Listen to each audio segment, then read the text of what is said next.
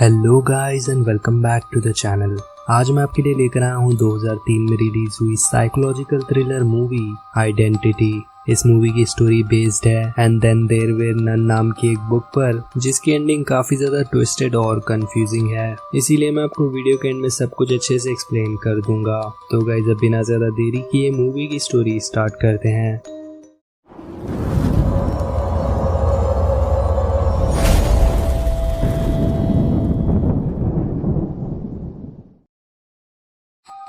Movie में हमें दो स्टोरियां दिखाई जाएंगी जो कि एंड में एक दूसरे से कनेक्ट हो जाती है। पहले हम देखते हैं डॉक्टर मलिक नाम के एक साइकियाट्रिस्ट को, जो अपने एक मैल्कम नाम के पेशेंट का मल्टीपल पर्सनालिटी डिसऑर्डर का केस स्टडी कर रहा था। मैल्कम के ऊपर 6 लोगों के मर्डर का इल्जाम है और कोर्ट ने फैसला सुना दिया है कि उसे अगली सुबह फांसी दी जाएगी। मलिक को ऐसा नहीं लगता कि मैल्कम ने वो मर्डर्स किए होंगे, क्योंकि शायद उसके अंदर कुछ और पर्सनालिटीज भी एग्जिस्ट करती होंगी। फिलहाल मलिक के हाथ एक बड़ा एविडेंस लगा है, इसीलिए उसने जज से बात करके रात को ही एक कोर्ट मीटिंग सेट कर दी थी। यहाँ ये सभी पता लगाएंगे कि क्या सच में मैल्कम के अंदर कोई और पर्सनालिटीज भी एग्जिस्ट करती है। दूसरी तरफ हम देखते हैं कि तेज तूफान में एक लैरी नाम के आदमी के मोटेल में एक आदमी अपनी जख्मी वाइफ को लेकर आया था, क्योंकि उसे एम्बुलेंस को फोन करना था। यहाँ से मूवी फ्लैशबैक में जाती है, जहाँ हम इसी आदमी को देखते हैं जिसका नाम जॉर्ज है। जॉर्ज अपनी वाइफ एलिस और बेटे टिम के साथ कहीं पर जा रहा था और रास्ते में ही उनकी कार आउट ऑफ कंट्रोल हो जाती है। जब जॉर्ज बाहर निकलकर कार को चेक करता है तो उनका टायर एक लेडी सैंडल की वजह से फट चुका था। यहाँ से मूवी कुछ देर और पीछे जाती है, जहाँ हम देखते हैं एक पेरिस नाम की लड़की को। वो भी इसी रास्ते से जा रही थी और उसका बैग खुलने की वजह से उसकी एक सैंडल रास्ते पर गिर जाती है। उस सैंडल को निकालकर जॉर्ज अपनी कार का टायर चेंज कर रहा था और इधर एलिस अपने बेटे टिम के साथ खेल रही थी। तभी एक गाड़ी तेजी से आकर एलिस को टक्कर मार देती है और ये कार थी कैरोलिन नाम की एक एक्ट्रेस की। उस कार को ड्राइव कर रहा था एक एड नाम का आदमी, जो एलिस की मदद करने के लिए कार से बाहर निकलता है, पर क्योंकि उनके फोन में सिग्नल्स नहीं आ रहे, इसीलिए वो उन तीनों को लेकर मदद के लिए इस मोटेल में आया। इधर प्रेजेंट में हम देखते हैं कि लैरी का फोन भी काम नहीं कर रहा था, इसीलिए एड कैरोलिन की कार लेकर हॉस्पिटल ढूंढने के लिए निकल गया।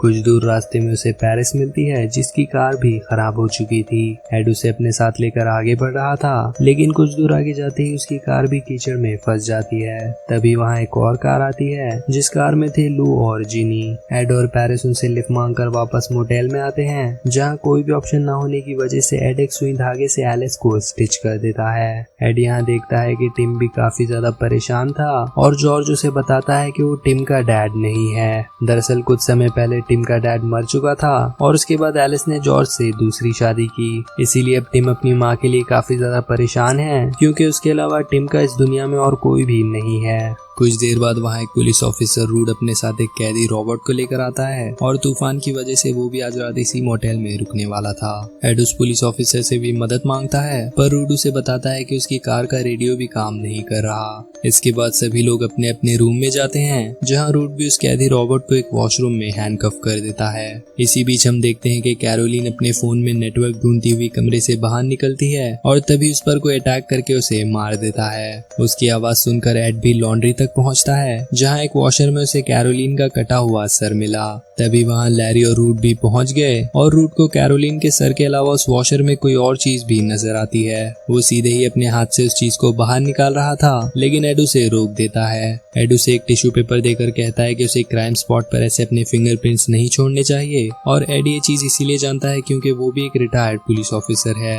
रूड को उस वॉशर में रूम नंबर 10 की चाबी मिलती है और तभी उसे याद आता है कि रूम नंबर 10 में तो वही रुका है। जब वो लोग जाकर चेक करते हैं तो रॉबर्ट उस वॉशरूम से भाग चुका था और इसीलिए सभी का शक रॉबर्ट पर ही चला गया। सभी को इकट्ठा रहने बोलकर एड रूड और लैरी को लेकर रॉबर्ट को ढूंढने निकल जाता है, जहां उन्हें रॉबर्ट तो नहीं मिला, पर मौका देखकर लैरी कैरोलिन के रूम से उसका पर्स चुरा लेता है। इधर लू और जिनी के बीच बहस हो जाती है और जिनी अकेली अपने रूम में जाकर खुद को बाथरूम में बंद कर लेती है। लू भी उसके पीछे जाकर दरवाजा नॉक कर रहा था और काफी बार डोर को नॉक करने से भी जिनी दरवाजा नहीं खोलती। कुछ देर बाद जब जिनी दरवाजा खोलकर बाहर आती है तो वो देखती है कि किलर उस पर भी अटैक करने वाला था। ये देखकर जिनी वापस से बाथरूम का दरवाजा बंद कर देती है और विंडो से बाहर निकल आती है। तभी वहाँ रूट भी पहुंच जाता है और उसके पीछे वहाँ पेरिस भी आ चुकी थी। वो सभी जब रूम के अंदर जाते हैं तो वो लोग देखते हैं कि किलर ने लू को भी बुरी तरह से मार दिया था।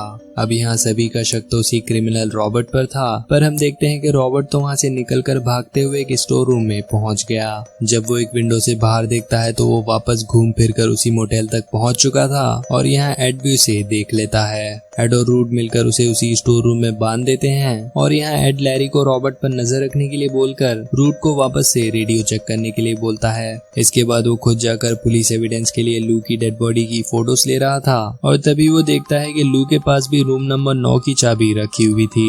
ये बात जाकर वो रूट को बताता है। साथ ही वो देखता है कि लैरी रॉबर्ट पर नजर रखने के बजाय बाहर घूम रहा था। वो जाकर लैरी से सवाल करने लगता है और इधर रूट देखता है कि रॉबर्ट को भी किसी ने बेसबॉल बैट से मार दिया था, यानी कि अब तक वो लोग जिसे किलर समझ रहे थे उसे ही किलर ने मार दिया।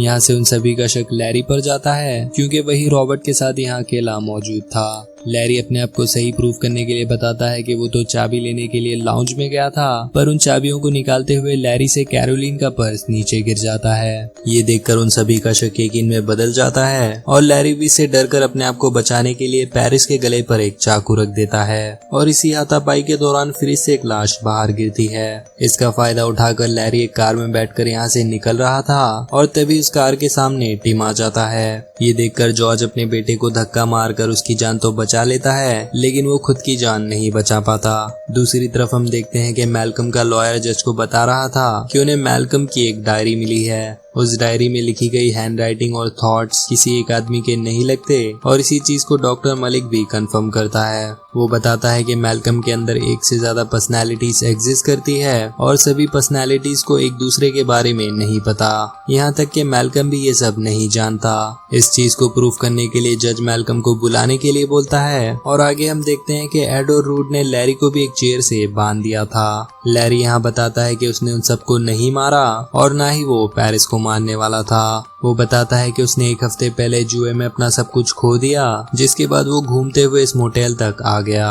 यहाँ उसने देखा कि मोटेल का ओनर हार्ट अटैक की वजह से पहले ही मर चुका था, इसीलिए उसने उसकी बॉडी को छुपाकर खुद उसकी जगह रहने लगा। इससे उसके रहने का इंतजाम तो हो गया और साथ ही उसे कुछ पैसे भी मिल जाया करते थे। रूट को लैरी की बातों पर भरोसा नहीं होता, इसीलिए वो सबसे कहता है कि तूफान रुकने से पहले कोई भी इस मोटेल के बाहर नहीं जाएगा।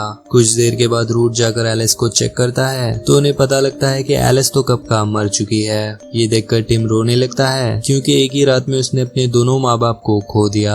यहाँ रूट को एलिस के पास से भी एक रूम की चाबी मिलती है, जिसे देखकर वो सभी काफी ज्यादा शॉक हो जाते हैं। वो सभी जाकर जॉर्ज की बॉडी को भी चेक करते हैं तो उन्हें जॉर्ज के पास से भी एक रूम की चाबी मिल जाती है। इसका मतलब था कि लैरी किलर नहीं है। ये सब देखकर एड पेरिस से कहता है कि वो टिम और जिनी को लेकर एक कार में बैठकर यहाँ से निकल जाए, लेकिन जैसे ही टिम और जिनी उस कार में बैठते हैं वो कार ब्लास्ट हो जाती है। वो लोग जाकर उस कार से आग तो बुझा देते हैं, पर कार के अंदर कोई भी डेड बॉडी मौजूद नहीं थी और जब वो लोग पीछे मुड़ते हैं तो जॉर्ज की डेड बॉडी भी वहाँ से गायब हो चुकी थी। ये देखकर वो लोग अंदर जाकर चेक करते हैं तो बाकी सभी डेड बॉडीज भी गायब हो चुकी थी। अब यहाँ उन्हें कुछ भी समझ नहीं आ रहा था और पेरिस को लगता है कि वो सभी यहाँ पर मारे जाएंगे।